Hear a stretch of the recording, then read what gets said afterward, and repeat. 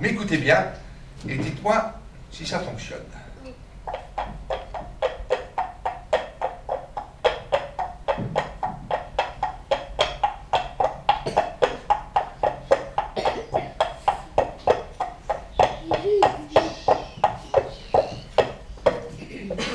Ah oui. C'est bien pour l'âne.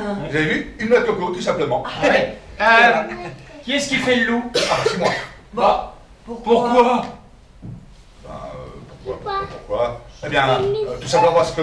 J'ai une grosse voix. Oui. La semaine dernière, à la maison de l'enfance de Romba, les scolaires des cycles 1 et 2 de la ville ont pu assister à une version bien originale des Trois Petits Cochons. Sous forme de conte visuel animé et bruité en direct, la compagnie du Théâtre en Kit de Tomblaine nous donne sa version du conte rendu célèbre par Disney, avec pour seul outil un rétroprojecteur, des marionnettes en film rhodoïde, quelques objets de bruitage et bien sûr 3 acteurs à la voix talentueuse.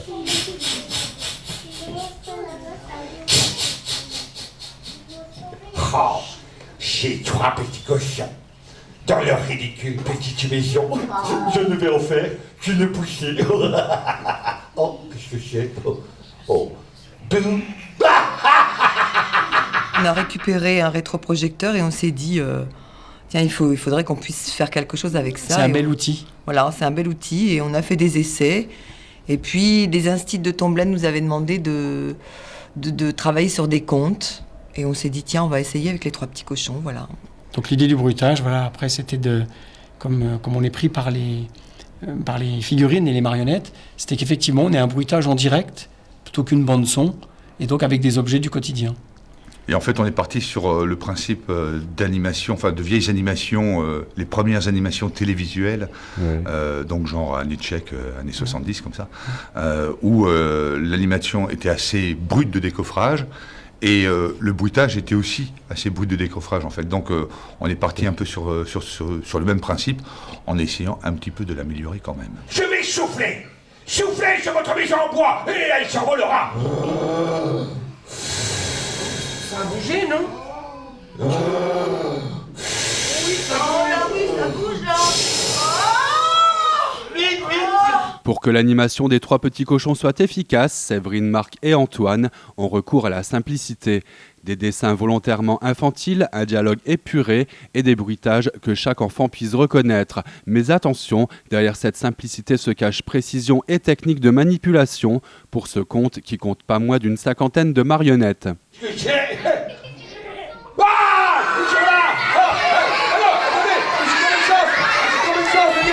Les difficultés, c'est peut-être allier à la fois les objets, prendre les bons objets, faire les bons bruits, et nous, Être dans l'image. dans la manipulation, être extrêmement rythmé, être sûr de ce qu'on fait, parce qu'on ne peut pas regarder.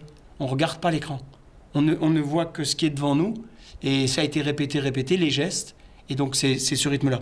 Voilà, c'est pratiquement c'est plus difficile, par exemple, le matin tôt. Il faut que les doigts soient bien souple, la voix bien fluide. Voilà, c'est tout, je dirais. Faut pas avoir la gigite non plus. Non, parce qu'il faut rien bouger. Et puis, si on attrape une marionnette et qu'on la fait tomber, on peut plus l'attraper. Précis. Nos marionnettes sont rangées dans l'ordre précis d'apparition sur l'écran. On a aussi des rangements personnels, mais... C'est un spectacle pour comédiens maniaques. Oui. Si ça tombe, c'est du rhodoïde.